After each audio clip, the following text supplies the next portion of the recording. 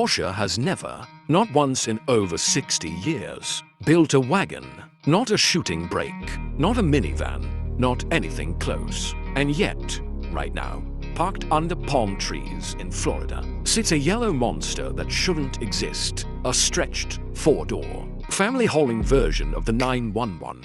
This isn't a rendering. This isn't AI. Someone actually built this thing. And by the time this video ends, you're going to find out exactly what it cost. And trust me, that number is going to shock you more than the car itself. Let's start with what you're actually looking at. From the windshield forward, this is unmistakably a 992 Generation 911.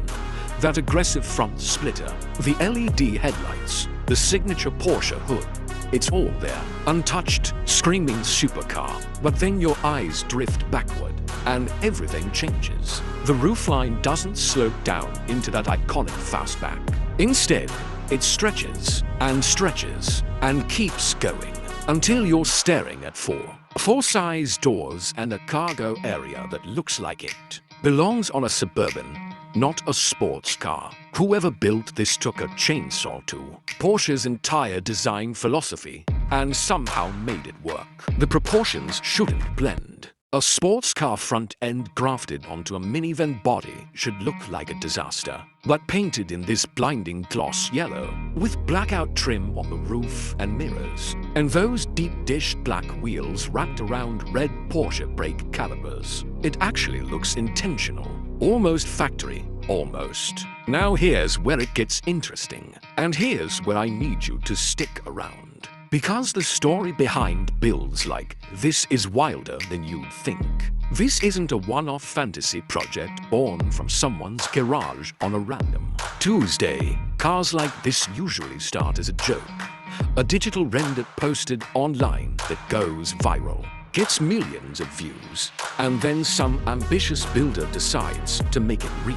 That's exactly the kind of chaos that fuels the custom car world right now. And honestly, it's one of the reasons this channel exists. Because these builds deserve to be seen. And if you're not subscribed yet, now's the perfect time. Because we cover transformations like this every single week.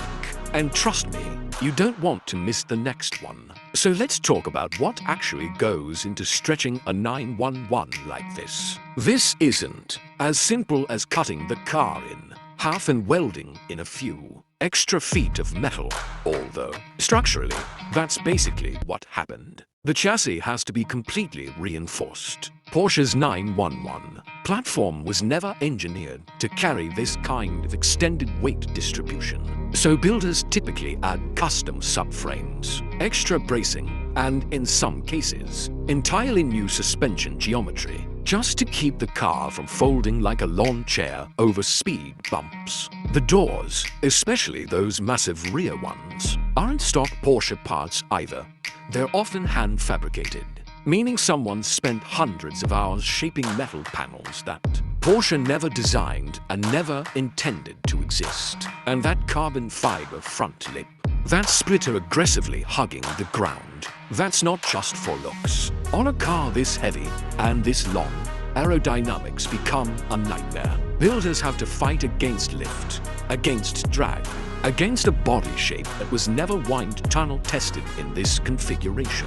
Every vent, every splitter, every diffuser you see is doing real work to keep this thing planted. But here's the part that changes everything. The part I promised you at the start. Builds like this, when done at this level of fabrication, with this kind of paint quality, custom bodywork, and structural engineering, don't cost tens of thousands of dollars. We're talking well into six figures, sometimes rivaling the price of a brand new supercar, just to turn a normal 911 into this. Some of these wagon and van conversions have been quoted at anywhere from $150,000 to well over $300,000. Once you factor in the donor car, the custom chassis work, the paint, and the labor hours from specialists who know how to cut a Porsche without destroying it. So the next time someone tells you a car like this is just a body kit, remember what's actually underneath. a completely re-engineered platform, months of fabrication, and a price tag that could buy you a house in some parts of the country. Whether you think this 911 wagon is genius or heresy, one thing's certain: nobody's ever seen a Porsche quite like this before.